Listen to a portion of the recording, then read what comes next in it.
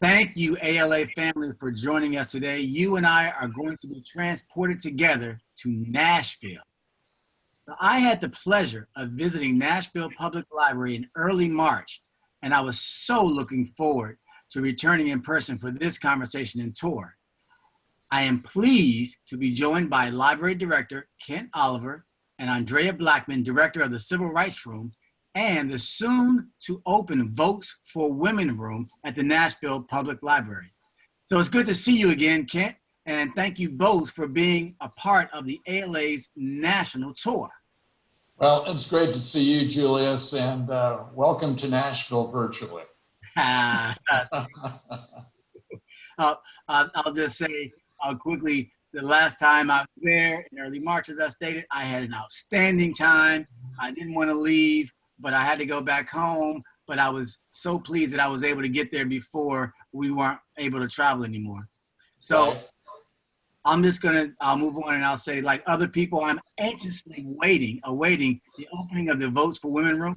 And I know we're going to get a sneak peek at the room in a little while. But before we do, Andrea, can you tell me where you are sitting now and how this room came to be? Sure. I am, first of all, thanks again, Julius, for this wonderful invite. I am sitting where thousands and tens of thousands of visitors who have embarked on Nashville, or researchers or scholars, have spent time, and that is our Civil Rights Room.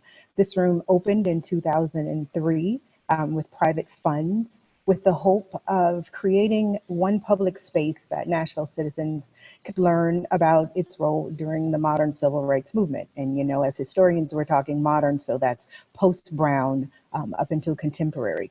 So if we think about Nashville and its legend and its history as it relates to civil rights, we think of iconic people like Diane Nash and Jim Lawson and Jim Bevel and Reverend C.T. Vivian, and people like Angeline Butler and thousands more, and Marion Barry, of course, and students who embarked in the city in the 60s, who made it their effort to dismantle segregated institutions. And that's the space that I am seated in right now.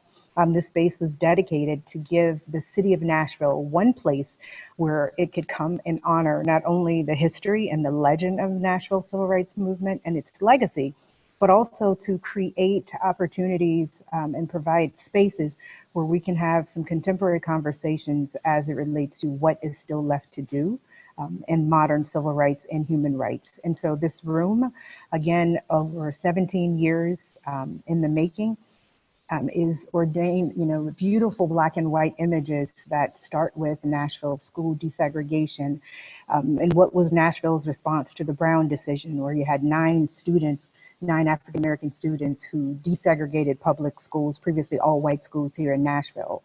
Moving on to chronicle what happened, what was the city doing in 1957 and 1960, when thousands of college students from our four historically black institutions took up that mantle to continue the fight for justice and equality as it relates to segregated institutions. And so this room takes you back 50 plus years. And it was on this very block where the students marched, where John Lewis and Diane Nash actually marched, and the mayor's proclamation that segregated institutions should be dismantled is just a few feet from where I'm seated. So this is, as John Lewis would say, sacred space and hallowed ground. There is a replica of what we would like to call a contemporary timeline that starts in 1944, when Nashville actually was leading the way in having a race relations institute, and even in 1944, all the way around to a year after King's assassination, to look at what was going on around the country and place Nashville in this larger context as it relates to human rights and civil rights. So I have the pleasure of being one of the curators for this space, and also leading the public conversations and looking at what is left to do as it relates to this umbrella of human rights. So that's where I am.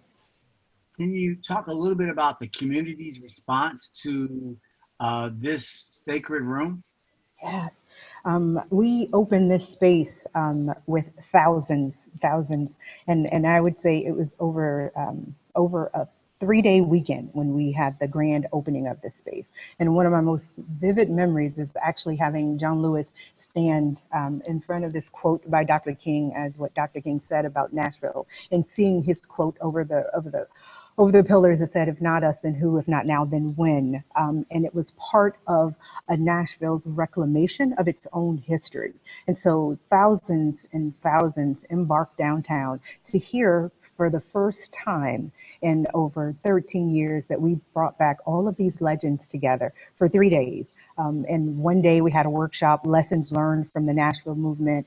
A second day we honored the Freedom Riders. And the third day we had a huge community event that was led by the city and the country's faith and politics tour. So you had national names, congressmen and representatives all here in Nashville, all the way down to some kindergartners. And my son was actually on a stroller at the time as well. So it was this true intergenerational community event. And Nashville community came out, and they came out to support us so much that we launched an oral history project. And we knew that so many of the people that we see in this space, they were dying out. And so we launched one of our most successful oral history projects to chronicle and preserve those voices. And Nashville City showed up in a way like none other.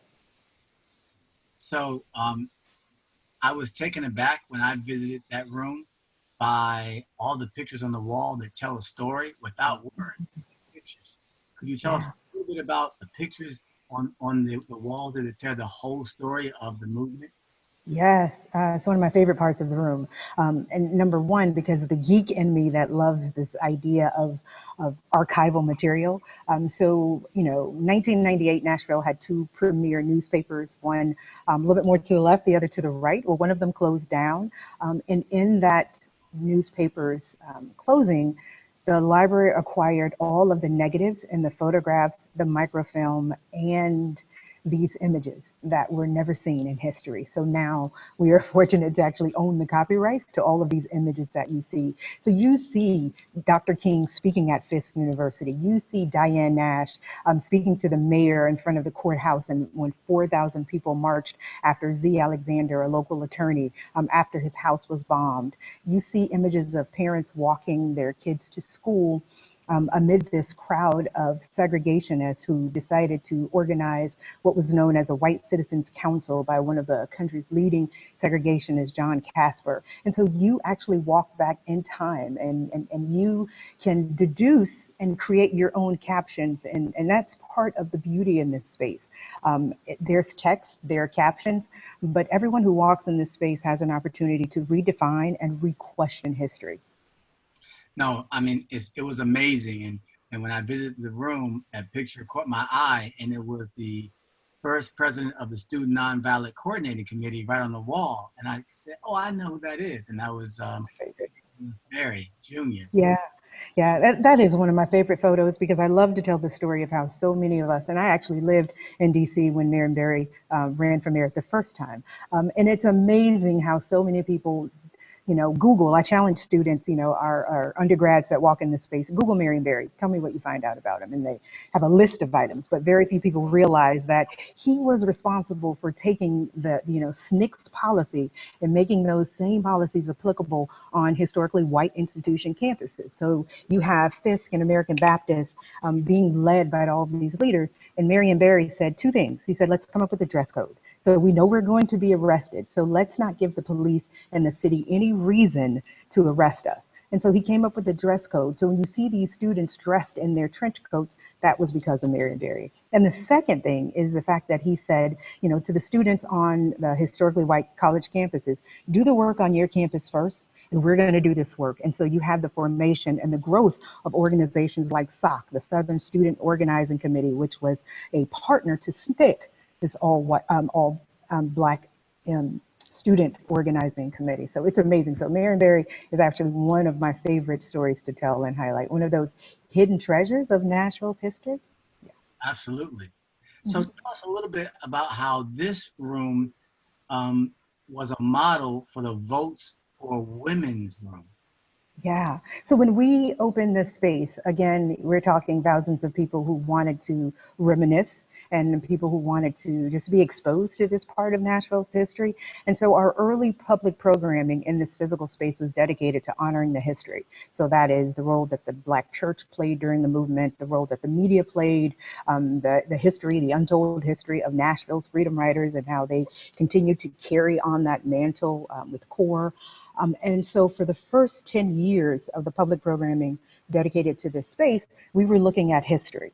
And then, of course, things began to shift in our country. And we knew immediately that we would have to change our programming model. And one of the things that we saw is that we wanted to create a new definition of civil rights and human rights and what it meant for our city through the lens of history. And so we, like the rest of the country, watched in 2009, 2010, 2011, and 2012 what was going on in the wake of the country as it relates to African American men and policing. And so we shifted our program focus to be very contemporary in thought. And so as the country was watching Trayvon Martin being shot, we were having public conversations and discourse in this physical space through the lens of history. And so this became the impetus of how we plan to shape public programming as it relates to our new Votes for Women space.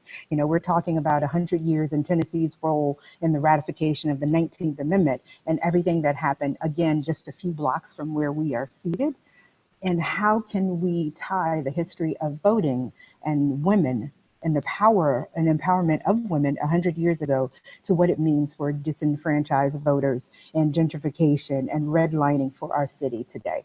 So it became a model of how we use history as the muse in the conversation to really dig deep and ask some introspective questions of us and what's our own personal responsibility as it relates to history and moving forward. Outstanding. So I want to ask this question. So I understand that both of these rooms are intended to do much more than preserve and share Nashville's history. So can you talk a little bit about the philosophy behind these spaces and what that will mean for the new VFW room? Mm-hmm. Well, you know, I think we've touched on it a little bit, but I think a real key piece for me is that these rooms represent history for Nashville at some level. And they also reflect history of the United States, which is very important. But if we look at them as simply being history and do not look at them as opportunities for contemporary teaching and branching out into more areas, then we're really not taking it where it needs to go. You know, the thing that's interesting about the Votes for Women room, everybody calls it the suffrage movement, calls the 19th Amendment the suffrage movement. Well, suffrage is really about, if you take the definition of the word, it's about voting rights, whether it's women's rights or minority rights or whoever. So right from that point, you have an opportunity to jump off and do a lot of great programming that is more than just history, but really reaches into the heart of everybody and everybody's soul when you're thinking about what are our rights in this country and how are they being abridged and how do we change that. So as we move forward with the Votes for Women room, as we have with the Civil Rights room, I think we have a real opportunity to get people thinking about how they are accessing their government and taking part in their government and what needs to happen so that all of us as an entire population in the United States have an equal part of that. That's what I hope we do with the room. There's certainly a huge historical piece with the Votes for Women's room that recognizes August 18th and the 19th Amendment. But if we left it just there and didn't take the opportunity to go further with it, I think we'd really be missing out. No, thank you for that. So, and I want to go a little step further and talk a little bit about ways that you are looking to engage the community if you haven't already started that. Right.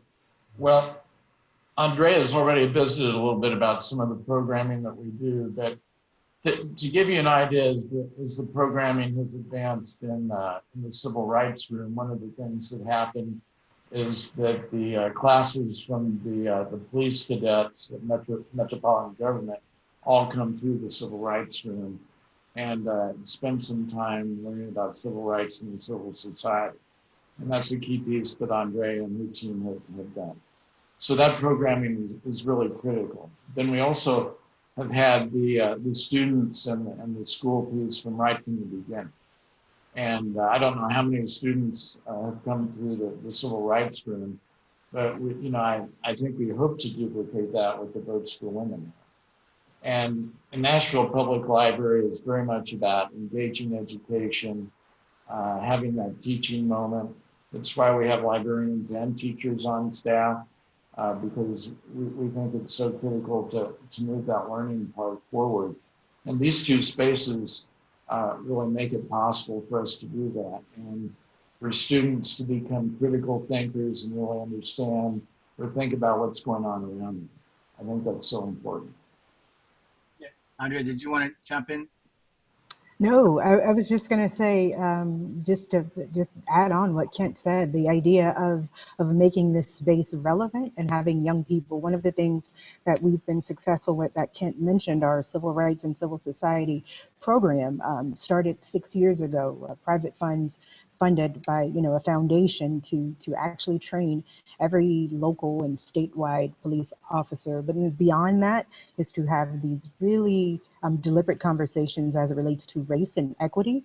And so we view human rights and women's rights and gender roles and all of that part of that conversation. So the space is actually just going to be one big continuum conversation as to our own personal responsibility for human rights. And so we've started, we've launched some soft social media questions probing community members as it relates to women and gender and identity. We've started creating public virtual programs for our schools in the event that we are not back in the classroom in August. We'll be prepared so that our students here locally and outside of the state will be able to mirror to have both civil rights, human rights, women's rights, voting rights, gender rights, all in one big educational toolkit. And so that's what we're working on now. Yeah, I think what Andrea is really describing there is that, we want these spaces to be active and accessible.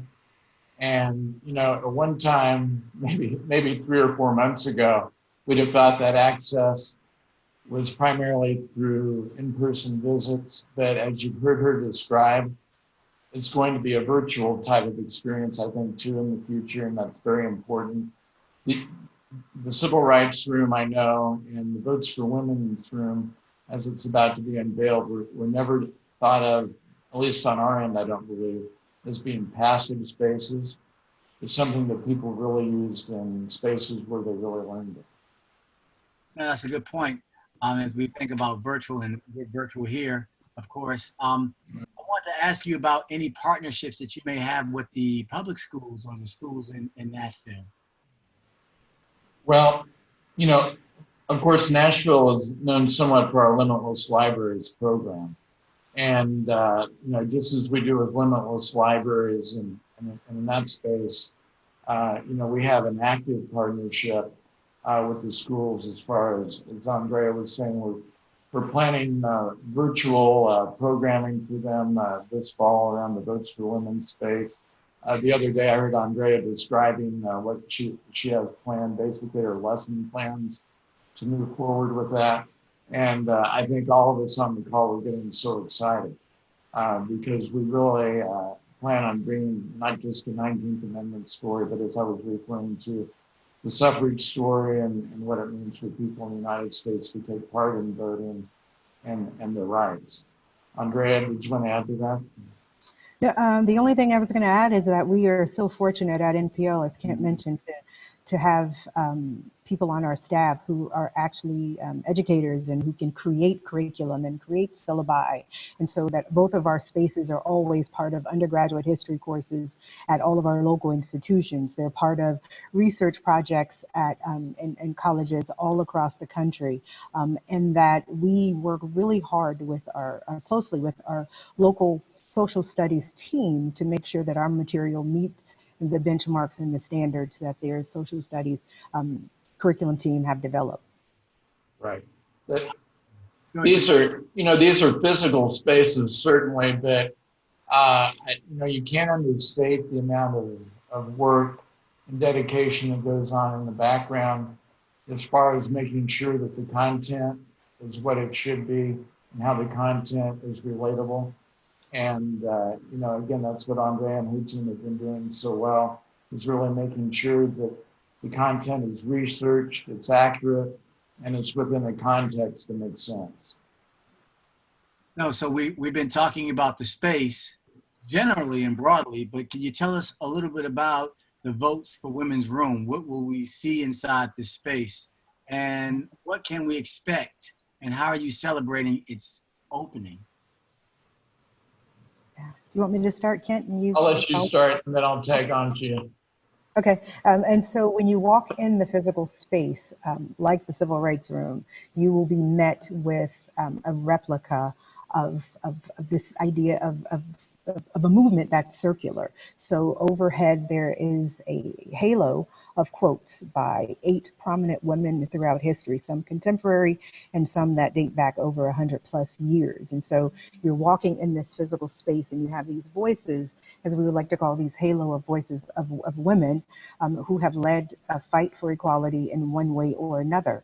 And then there will be an amazing timeline that starts, hundreds of years ago, even to 2020 when we opened the space in August, giving us an idea of what role women played in every aspect of life and some key legal issues. You will have interactive spaces. There will be 4 corners that will help shape the conversations and their interactions. And so the first corner is dedicated specifically for it happened here on this block and why Tennessee was the pivotal vote for the ratification. And then moving from the history corner, you move around to some key people and some lesser known people, more biographical information and did you know, and who was this woman and what she fought for and who were her allies. And then the third corner, we move into a very complex conversation as it relates to gender and race. And we're not shying away from those conversations of what role women of color played 100 years ago and what role African American men played 100 years ago. And then when you exit the physical space, you are left with a challenge. Now what? So I've taken in 100+ years of history. What's my personal responsibility and my role right now? And so the room, the size of it mirrors where I'm seated now in the Civil Rights Room with the 4 corners, this idea of circular movements never ending, very interactive, touch screens everywhere, LED screen. And so that's what the physical space will look like. It's definitely going to be high tech. And I think the exciting piece about the high tech and the digital is that it can grow and change and it's not static. And I think that makes a very important element to the room. Although you will have a voting circle in the middle where people will be asked to vote on different aspects and or questions that will be there. And of course, the way you can turn that into a real teaching moment is there may be some people that you tell them they cannot vote and why they cannot vote. And it may make no sense at all or whatever. But, I think there are going to be a lot of great teaching opportunities within that. So when I was visiting Nashville, there was so much about women and suffrage that I didn't know. And you mentioned a street, this right, I guess, actually there's a street that's right down the street from where the Nashville Public Library sits, and there's a hotel that's right a block from where the Nashville Public Library sits that was integral in that whole history. You want to just talk a little bit about that? Because I want people to understand context of why it's so important and why it's in Nashville. Well, the Hermitage Hotel is, I guess, literally up the block on 6th Street from the library. And it is the hotel where the pro and antis, the yellow roses and the red roses, were actually, those last few weeks, very actively engaged in politicking and lobbying. There were a lot of scandalous activities that occurred there as the liquor lobby and other lobbies attempted to persuade the legislators about which way to vote. The suffragists, their leadership was all holed up there in rooms. There were a lot of dirty deeds, I guess would be the right way to describe them, played, and people really just leveraging. Until the end, people did not know how the vote was going to go. Yes, thank you. Thank you. So, You'll be able to look out of the window in the physical space and actually see like that path, that road that you're talking, that Kent mentioned, that the Hermitage Hotel and Dudley Road that's named after one of these key women. You'll be able to literally look out the window of that space and be planted, 100 years forward in that same spot. right. And I just thought it was important because when you talked about the Civil Rights Forum, you can look out the window and see how that history unfolded right outside the doors of the library, and the same thing for the Right. Vote Women's Room as well. I wanted to ask you about ringing the bell. What's the ring the bell campaign? So it's our grand opening. So we will have a virtual grand opening on the 18th of August, 100 years, and hashtag ring the bell, a virtual social media campaign that we are asking people to upload their videos of and it means what's important to me. So I ring the bell for what, for equitable schools. I ring the bell for self-representation in children's literature. I ring the bell for fair housing. Whatever you are passionate about, we are asking the city of Nashville to join us and to continuing this conversation of what suffrage or voting or this idea of a democratic process means to them. And so bells will be rung all over the city at the same time on the 18th. School children, churches, and organizations and corporations and just everyday people ringing their bell, and we're asking the community and asking all of our friends and supporters and allies to upload a video to tell us what's important to you. And you ring your bell for what? Absolutely.